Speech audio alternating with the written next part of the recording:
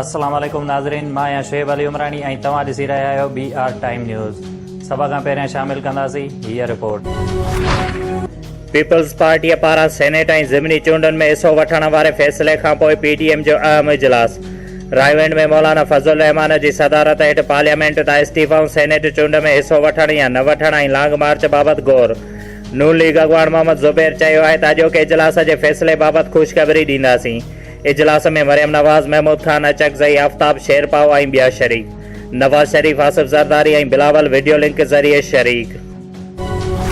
वज़ीर आज़म इमरान खान पारां record export करण ते एक्सपोर्टर्स खे वाधायूं। वज़ीर आज़म चयो आहे त गुज़िरियल साल जी भेट में 2020 दौरान मुल्की शयुनि जी एक्सपोर्ट में 20% इज़ाफ़ो थियो। वज़ीर आज़म पंहिंजे ट्वीट में चयो आहे त एक्सपोर्टर्स वधीक कोशिशूं कनि त परॾेही नाणे जे ज़ख़ीरनि में वधीक वाधि थींदी ऐं मुल्की मईशत मज़बूत थींदी। हुकूमत जे इक़्तिसादी पॉलिसीअ में एक्सपोर्ट वधाइण में अहम नुक़्तो आहे। सुपर हाईवे ते निजी हाउसिंग सोसाइटीअ में कठोर दिल पुट माउ ऐं मुलाज़िम खे क़त्ल करण बैदि पाण बि मुबैन आपघात करे छॾियो। पुलिस मूजिबि जवाबदार फारूक माउ सलमा ऐं मुलाज़िम शुमाइल खे क़त्ल करण बैदि पाण बि पिस्टल जा फायर करे आपघात करे छॾियो। पुलिस टिनी ॼणनि जा लाश अस्पताल मुंतक़िल करे छॾिया। वफ़ाक़ी वज़ीर शेख रशीद चयो आहे त मौलाना फज़लुर रहमान अपोज़िशन खे बंद गिटीअ में वठी वञणु चाहे थो। पाक फ़ौज ख़िलाफ़ घटि वधि ॻाल्हाइण वारनि ख़िलाफ़ सख़्त कार्रवाई थींदी। मुल्क में बहरान पैदा करण वारी अपोज़िशन जूं साज़िशूं बि कामयाबु थियणु न ॾींदासीं। पेशावर में मीडिया सां ॻाल्हाईंदे शेख रशीद चयो त पीपल्स पार्टीअ पारां सेनेट चूंड विढ़णु सुठी ॻाल्हि आहे। इमरान खान लाइ आसानियूं पैदा थी रहियूं आहिनि, हू 5 साल पूरा कंदो। पूरी कोशिश करे रहिया आहियूं त नवाज़ शरीफ़ खे वापसि आणियूं। परॾेही वज़ीर शाह महमूद कुरैशीअ चयो आहे त 31 डिसंबर गुज़री वियो पर मुख़ालिफ़ धुर जूं इस्तीफ़ाऊं न आयूं। वज़ीर आज़म इमरान खान 31 जनवरी ताईं कंहिं बि सूरत में इस्तीफ़ा न ॾींदो। पार्लियामेंट NRO खे हिक पासे रखे ॻाल्हियूं करे त हुकूमत तयारु आहे।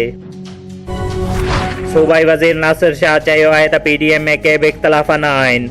इस्तीफ़ाउनि सां गॾु ॿिया बि ऑप्शन मौजूदु आहिनि। पीपल्स पार्टी सेनेट इलेक्शन में मैदान ख़ाली न छॾींदी। कराचीअ में मीडिया सां ॻाल्हाईंदे नासिर शाह चयो त वफ़ाक़ी सरकार जी नाअहलीअ सबबि मुल्क में हर माण्हू परेशान आहे। नए साल ते तेल अघनि में वाधि जो तोहफ़ो ॾिनो वियो। सिंध में गैस जे बहरान सबबि न रुॻो घरेलू सार्फ़िन पर सनतूं बि मुतासिर थी रहियूं आहिनि। पीपल्स पार्टीअ पारां वफ़ाक़ी हुकूमत खे टफ टाइम ॾियण लाइ क़ौम परस्त पार्टियुनि सां राब्तनि जो फ़ैसिलो। बिलावल भुट्टो ज़रदारी राब्तनि जी ज़िम्मेवारी PP सिंध जे सदर निसार खोड़ो हवाले करे छॾी।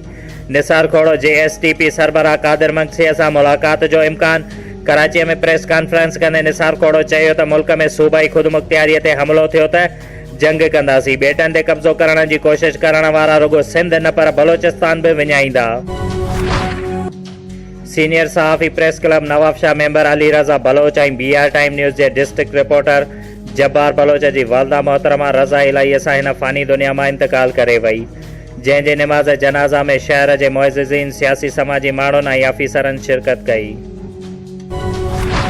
सिंध सभा मार्च जे ओबाड़ो में रस्ता रोक। सिंध जे नियाणुनि ते तशद्दुद ऐं गिरफ़्तारियुनि ख़िलाफ़ दोदो सियाल, आमिर लाखो, सलमान सियाल ऐं सिंध यूनाइटेड पार्टी ज़िले नवाबशाह पारां धणी बख़्श कलोई, इल्ताफ़ हुसैन, क़ुर्बान मक्सीअ जी अॻुवाणीअ में नवाबशाह प्रेस क्लब अॻियां अलॻि अलॻि मुज़ाहिरा कया विया, जंहिं ते उन्हनि जो चवणु हुयो त आला अदालतूं नोटिस वठनि, उन्हनि ख़िलाफ़ कार्रवाई करे ऐं खंबे गुम कयल सिंध ऐं बलोचिस्तान जे माण्हुनि खे आज़ादु कयो वञे।